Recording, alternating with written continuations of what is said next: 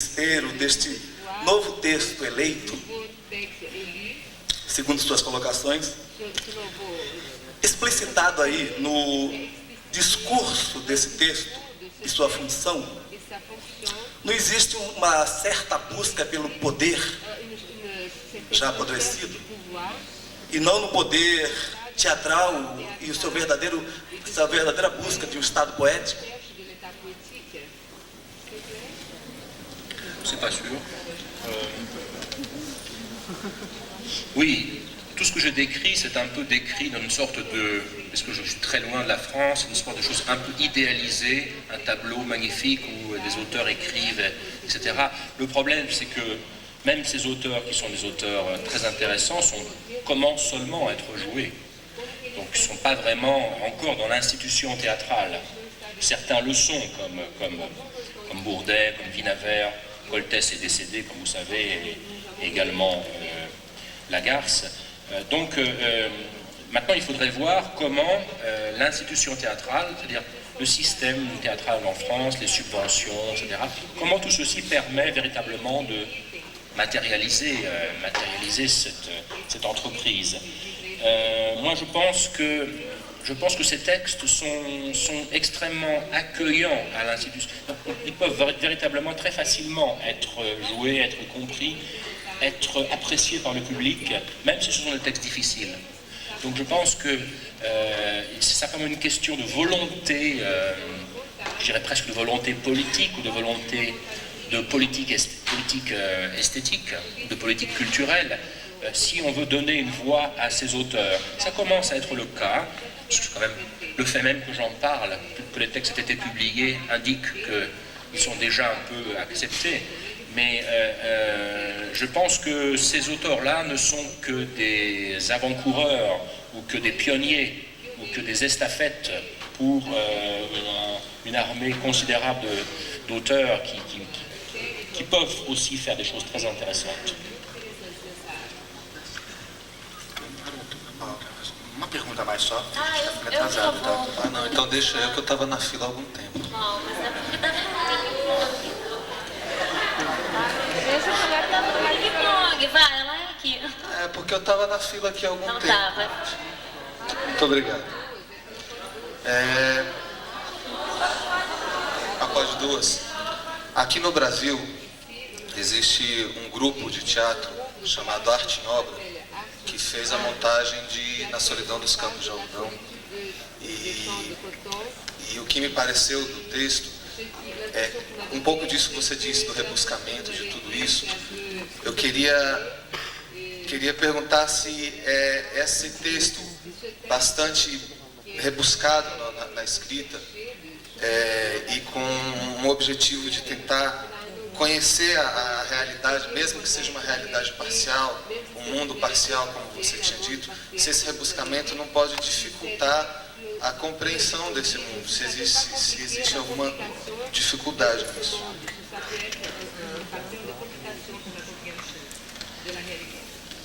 Le fait même que Coltès soit apprécié par un nombre considérable de jeunes en France, qu'il soit une sorte de mythe vivant, malheureusement, enfin un mythe vivant parce que justement la personne est morte, soit un mythe très très fort, prouve que ces textes, c'était pas une plaisanterie de ma part, c'est plutôt une erreur, c'est-à-dire que ces textes sont véritablement, font résonner beaucoup de choses qui existent chez les jeunes et chez les gens qui écoutent Coltès, par exemple la solitude.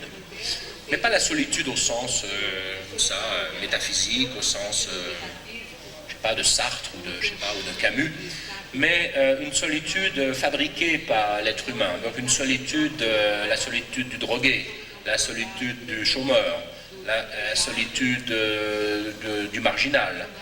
Beaucoup de solitudes finalement qui ne sont pas des abstractions, mais renvoient à des choses réelles.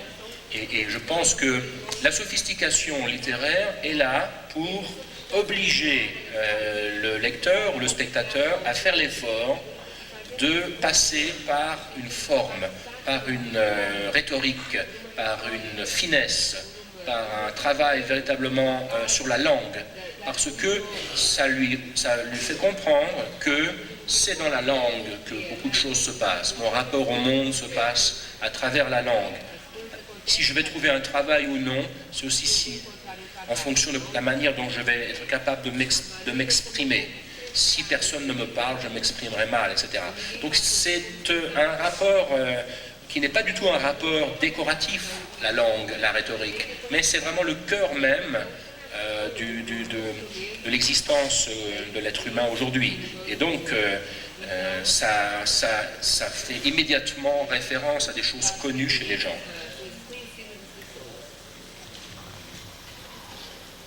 Eu gostaria que você falasse um pouco mais sobre o desbloqueamento em Coltès. Là, il faudrait peut-être plutôt demander à des metteurs en scène, demander à Chéreau ou d'autres metteurs en scène. Tous les metteurs en scène savent qu'on a un texte comme ça qui est une espèce de truc compact sur le papier. On n'arrive pas vraiment à démêler, on n'arrive pas à étirer. Mais si vous avez des acteurs, vous avez un espace, vous avez du temps, vous pouvez commencer à poser vos énonciateurs, à faire ce travail d'énonciation scénique. Et pour Coltès, si vous avez compris que c'est un jeu entre le chat et la souris, c'est un jeu à armes égales, entre deux personnes en train de faire un débat, si vous avez compris ça, si vous avez compris que toutes les métaphores spatiales dans le texte doivent être d'une certaine manière, non pas traduites, mais en tout cas doivent être reprises par la mise en scène, eh bien si vous faites ça, vous allez découvrir petit à petit des sens du texte. Et donc je pense que le travail avec le jeu de l'acteur n'est pas tellement différent du travail de lecture cognitiviste dont j'ai parlé. Il faudra débloquer au sens de déplier, de déployer, de desserrer, de mettre en place des éléments. Et c'est un travail vraiment physique, un travail de dépliage, un travail de développement, un travail de respiration. Si vous réussissez à respirer en disant Coltès, vous ferez comprendre le texte. C'est pas Coltès qui a inventé ça, c'est les grands auteurs qui savent que la respiration est une manière de comprendre le texte.